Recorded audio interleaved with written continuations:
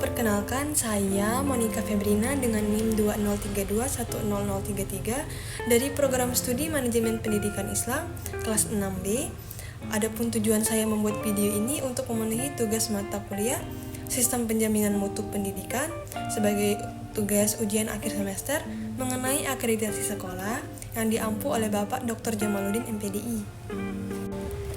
Langsung saja, pembahasan pertama yaitu pengertian akreditasi sekolah. Menurut KBBI, akreditasi adalah pengakuan terhadap lembaga pendidikan yang diberikan oleh badan yang berwenang setelah dinilai bahwa lembaga itu memenuhi syarat kebakuan atau kriteria tertentu.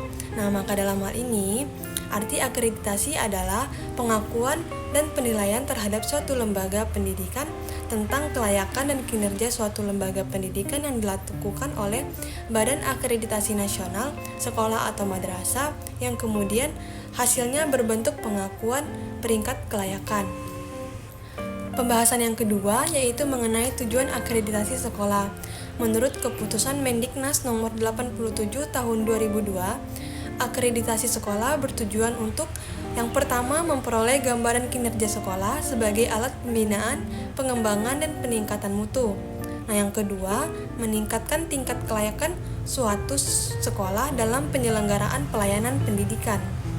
Pembahasan ketiga yaitu tentang fungsi akreditasi sekolah. Nah, yang pertama, memberikan gambaran tingkat kinerja sekolah sebagai alat pembinaan, pengembangan, dan peningkatan mutu pendidikan.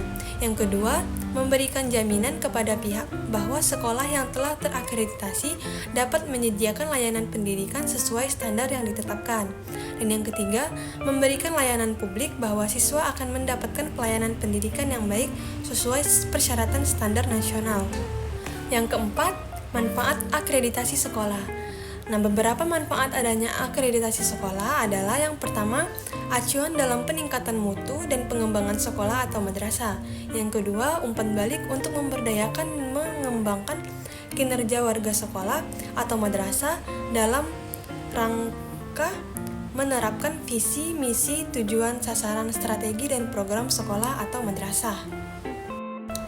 Yang ketiga, motivasi agar sekolah atau madrasah terus meningkatkan mutu pendidikan secara terencana, bertahap, dan kompetitif di tingkat kabupaten atau kota, provinsi, nasional, bahkan internasional.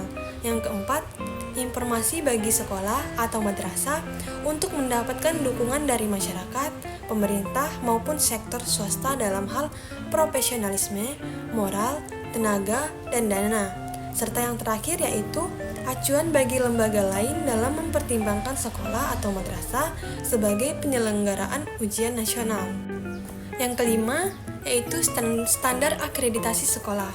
Yang pertama, memiliki surat keputusan pendirian atau operasional sekolah atau madrasah. Yang kedua, memiliki peserta didik pada semua tingkatan kelas. Yang ketiga, memiliki sarana dan prasarana pendidikan. Yang keempat, memiliki peserta didik dan tenaga kependidikan. Yang kelima, melaksanakan kurikulum yang berlaku. Dan yang keenam, telah meluluskan peserta didik. Nah, pembahasan terakhir yaitu standar penilaian akreditasi sekolah. Dalam akreditasi wajib bagi sekolah untuk memenuhi kriteria 8 standar nasional pendidikan. Yang pertama, standar isi berhubungan dengan pelaksanaan dan pengembangan kurikulum. Yang kedua, standar proses yang berhubungan dengan proses pelaksanaan pembelajaran.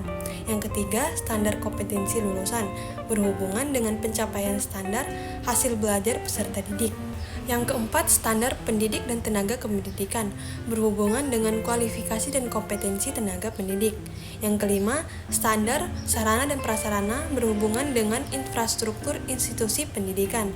Yang keenam, standar pengelolaan berhubungan dengan pengelolaan seluruh elemen di institusi pendidikan.